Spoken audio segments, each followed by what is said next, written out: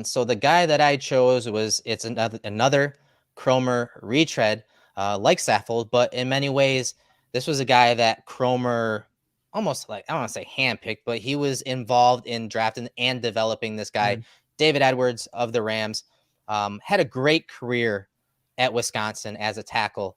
And that's one thing Cromer targets when he's targeting prospects or guys to sign. He likes guys that come from traditional good offensive line programs like a Wisconsin. I want to say Oklahoma, but Bills fans have PTSD when it comes to Oklahoma offensive line. But he likes guys from Oklahoma because they have guys that are drafted relatively quite high, some with mixed reviews. For the Bills, definitely bad reviews. And Cody Ford. So, but he does like those type of programs that have really established offensive line programs. That's what they're known for. David Edwards came from Wisconsin, a program like that. So taller guy at tackle, leaner. You can see he's a little lighter. He doesn't have the ham hocks of Illuminor, but plays with really good balance. You're going to hear me talk about it a bunch about how good his hands are, how he creates leverage. He can get under the pads of the defender like Illuminor, like you saw on that pass rush snap. He can do some of the same things in the run and pass game. Works quite well to the second level. He's a decent enough athlete to get to the second level, but his hand placement is consistent. His punches are independent, or he can two-handed punch, but he prefers independent punches. And he's always refitting those hands. Like when we get to the pass blocking reps, definitely keep an eye on his hands. Obviously something that Cromer does when he is scouting these offensive linemen. But he's a very good one-handed puncher, and he can do it, with both hands, and he strikes quite well. And you're going to see some really nice reps versus Grady Jarrett in that regard.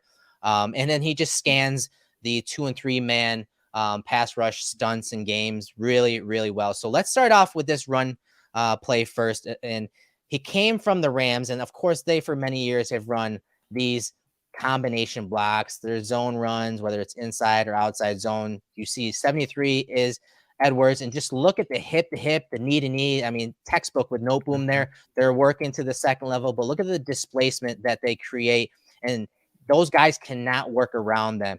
That's the type of blocking and teamwork. And that's the thing with Cromer. He doesn't necessarily pick the best athletes or the most athletically gifted players. He wants guys, all 5 of those guys, working together as a unit, as a team. And so you can see this 2-man combination block is just butter. It is so good. It's textbook. There's no leakage, and then you're able to run right off of them.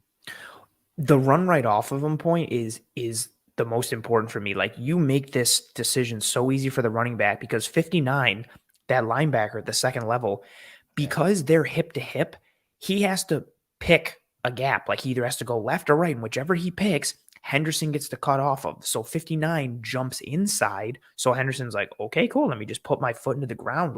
And then Edwards gets into that linebacker. No boom continues on the edge. You get the block up top on Thompson from Cooper Kupp. And everything's well blocked from the Rams, which, they usually have a well-schemed, running group going back to Cromer and then continuing after. But it starts with that double team. Like, the hip to hip is so important. There's no leakage. The defender has to choose. He's in a lose-lose situation, and you make it easy for your running back. It's a nice stress-free rep for the running back. Yeah, and so I talk about his hand usage, and you see it here. Watch the punch. Again, this is against Grady Jarrett. Grady Jarrett is awesome. Yeah. He's one of the better defensive tackles in the league. And look at that punch, the inside hand punch right there. Look at the placement. It's perfect.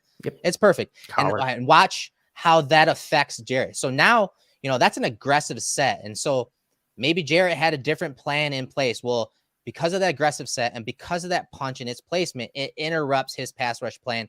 And so now look at this placement, and then look, now he can sit. Like, that's a beautiful rep. Look at his hands. They're inside. But again, aggressive, great hand usage, punch, and then sit, and the ball's out. Like, that's the type of pass blocking that Josh Allen needs inside. Yes, we want him aggressive. We want our offensive linemen to finish near the line of scrimmage, so you keep the depth of the pocket, again, which is set by guys like Edwards in the interior offensive line.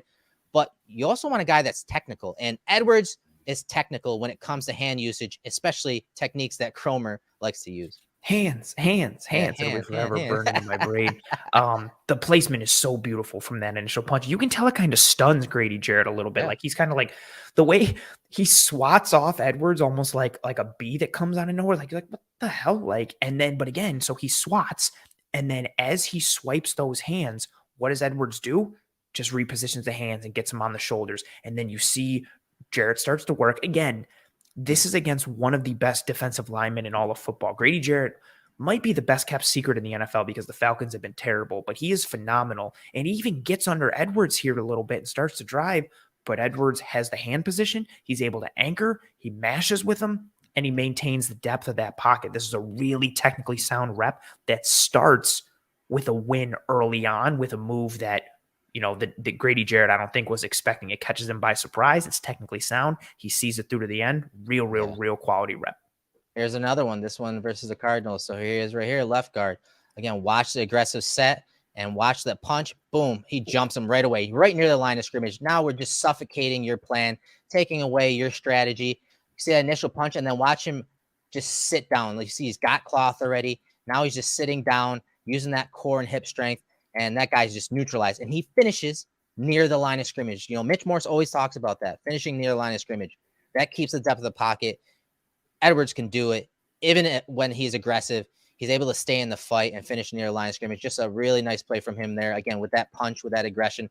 But this one is even cooler because, you see the aggressiveness versus the Cowboys. We talked about the Cowboys defense last year, how aggressive, how angry they play, and how much they like to attack. Mm-hmm. You see the punch by Edwards right there. Again, kind of stuns that pass rusher, but it doesn't end there. You see the edge rusher, Dante Fowler, loop inside, right? So he passes that edge rusher, interior rusher right there. He passes him to Noteboom.